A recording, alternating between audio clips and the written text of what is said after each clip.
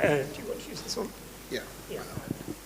Well, good evening. Good evening to you, ladies and gentlemen.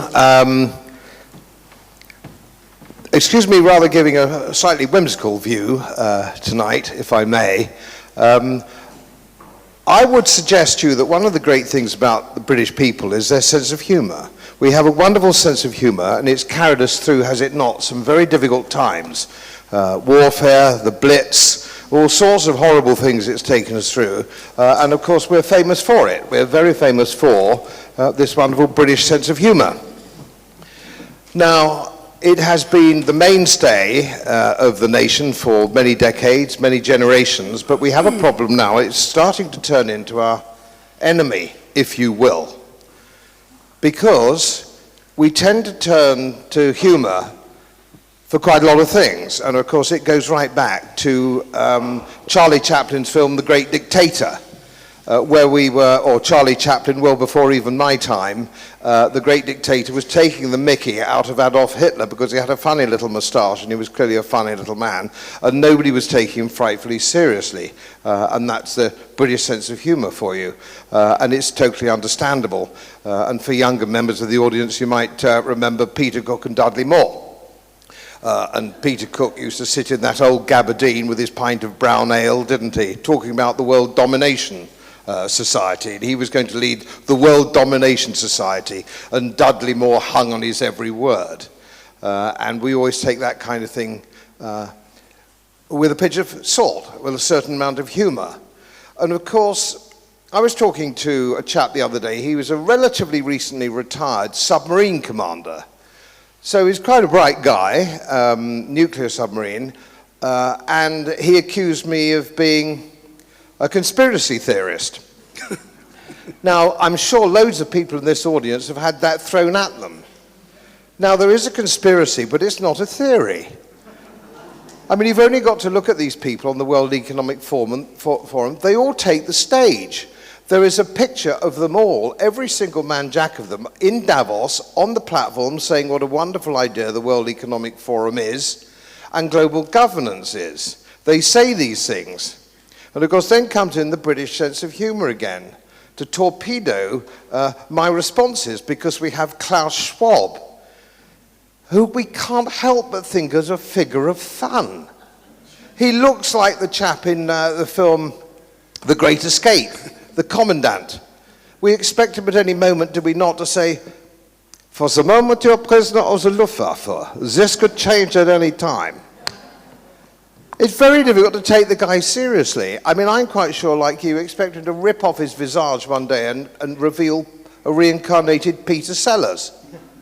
And this is what we're dealing with. It's difficult to take seriously. And of course, we've got George Soros, who's another great one for the World Economic Forum. I mean, he is straight out of Arthur Conan Doyle, isn't he? He's Moriarty, isn't he? He's Moriarty, but we don't care too much about him, really, do we? Because we know that Sherlock Holmes always gets his man.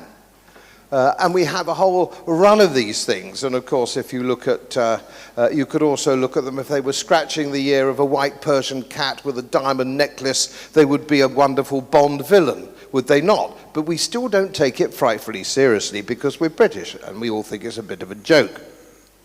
Now, this is a sort of problem that we have, but of course it's not a joke and it's digging itself in. And if you look at the political dynamic we have at the moment, and I don't know whether any of you saw that picture of Nathan, I think it was Rothschild, poking the Prince of Wales in the chest, obviously giving him his instructions. It was clear as day. I don't know whether you saw that, but you can Google it up and you'll find it. The Rothschild are sort of mafioso, if you will, which we tend to equate with perhaps the Sicilian families in New York. These are the kind of mental jumps that we make when we see these people, but these people are actually very sinister. These people are fundamentally evil.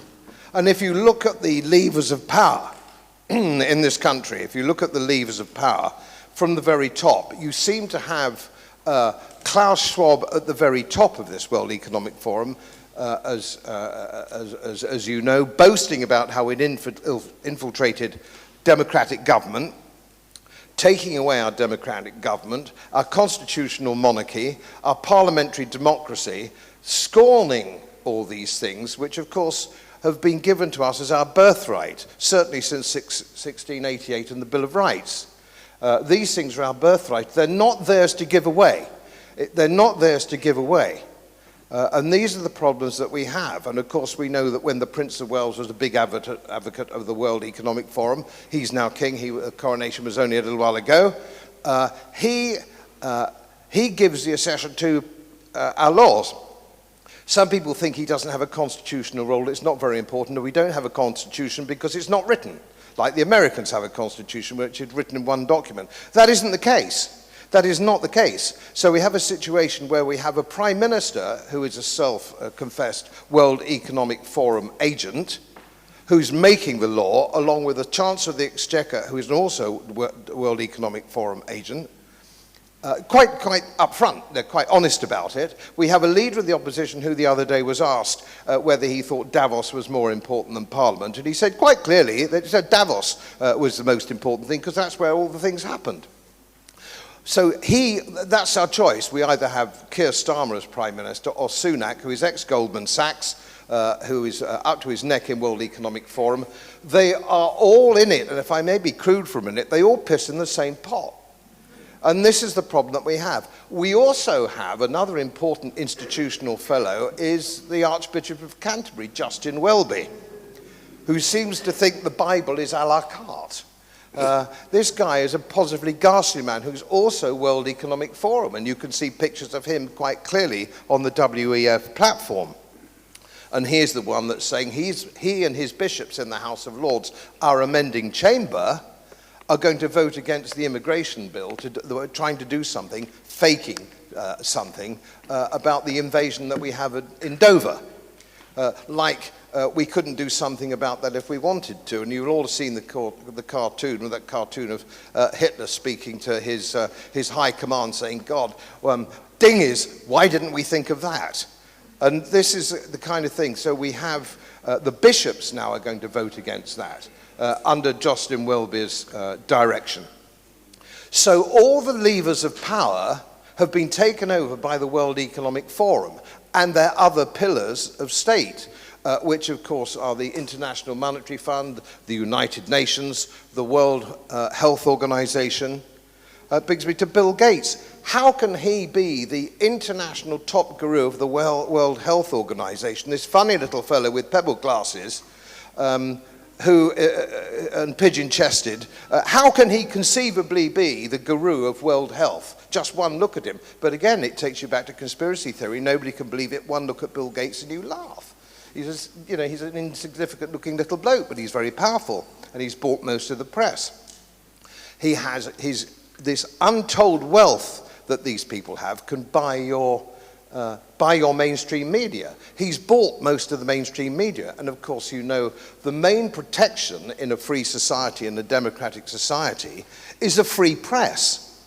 And we don't have a free press anymore. The BBC, Channel 4, Sky TV, they just read out the government line, unchallenged, off their teleprompter screens, and they give you the deep state view. And in very often, if it's international matters like the Ukraine or Libya or Syria, whatever it is, they read out the CIA press releases direct into the camera, like it's fact. So we're just not being told the truth about anything.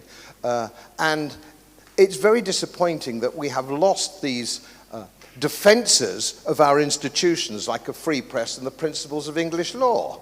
The principles of English law, which are quite fundamental to us, and they've gone as well. You know, you now have agencies, enabling acts, so on and so forth. You have all these things to take away the concept of the principles of English law, like trial by jury, the presumption of innocence. There's no such thing anymore as the presumption of innocence.